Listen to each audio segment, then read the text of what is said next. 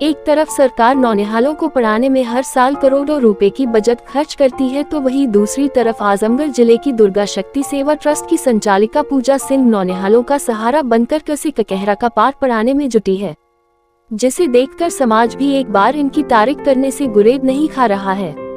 शिक्षा के साथ साथ स्वास्थ्य सेवाएं भी नौनिहालों को उपलब्ध कराई जा रही है, जिसे पाकर बच्चे भी अपने तकदीर को संवार आगे की दिशा और दशा तय कर सकेंगे।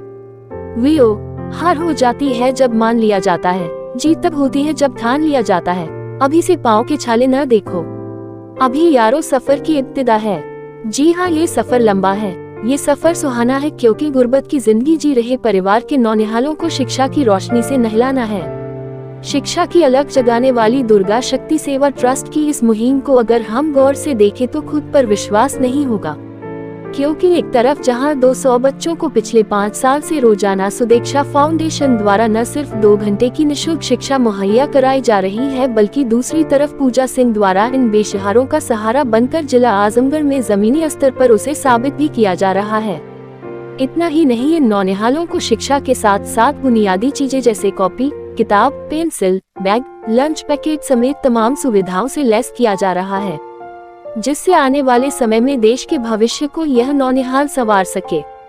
बताते चले कि एक तरफ जहां समाज में भाग दौड़ भरी जिंदगी में लोग अपने सपनों को पूरा करने में पूरी जिंदगी खपा दे रहे हैं, तो वहीं दुर्गा शक्ति सेवा ट्रस्ट की संचालिका पूजा सिंह बच्चों की उम्मीदों के एक नया आयाम देने में जुटी हुई है। आप महज इस बात से समझ सकते हैं कि इन नौनिहालों को बड़े होने के बाद किसी के सामने हाथ न फैलाना पड़े और अपने पैरों पर खड़ा होकर समाज को एक नई दिशा दे सके। यही नहीं, इस संगठन द्वारा न सिर्फ शिक्षा बल्कि समाज की कुरीतियों को खत्म करने और बड़े बुजुर्गों के साथ महिलाओं के स्वास्थ्य की नब्ज को भी टटोला जाता है, जिसमें जिले की मशहूर गायनी डॉक्टर विपिन यादव इस संगठन से जुड़कर उन महिलाओं और बच्चों को निरोग करने की प्रण के साथ समय समय पर अपना योगदान देती रहती है, जिससे नौनिहालों के साथ साथ महिलाओं की तकदीर भी संवर रही है और आने वाले वक्त में नौनिहालों की संख्या 200 से पार भी पहुंच सकती है। उसकी हेल्प करना चाहती हैं, तो हम सुदीक्षा फाउंडेशन की हेल्प के लिए आगे आए हैं और हम चाहते हैं कि हम अपनी संस्था का सपोर्ट दें, अपनी दुर्गा शक्ति संस्था का सपोर्ट दें और साक्षी के इस प्रयास को आगे बढ़ाएं। हम उसके साथ हैं।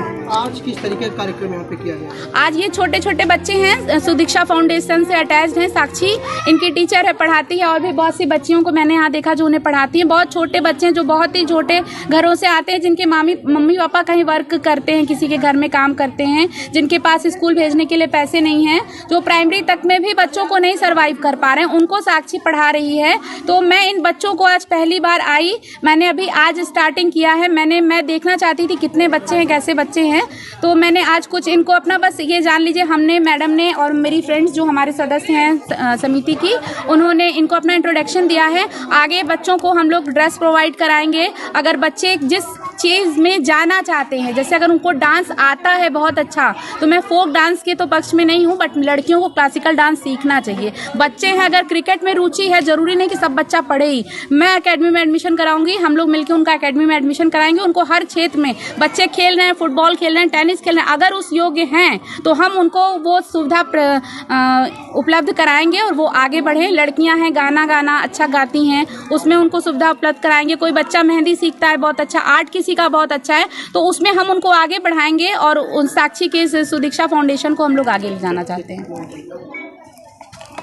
कितने संस्थान है ये बच्चे तो लगभग मुझे लगता है 80-90 करीब हैं जी। तो क्या बच्चे ऐसे ही अगर एक कारवां चलता रहा, बच्चे बढ़ते रहे जी, तो फिर आप लोग भी कहीं अपने हाथ पीछे तो नहीं खींचेंगी? बिल्कुल नहीं, मैं तो चाहती हूँ 10,000 जो हर प्रांत में बोली जाती है, वो क्या है, हमारे देश में हिंदी है, इसलिए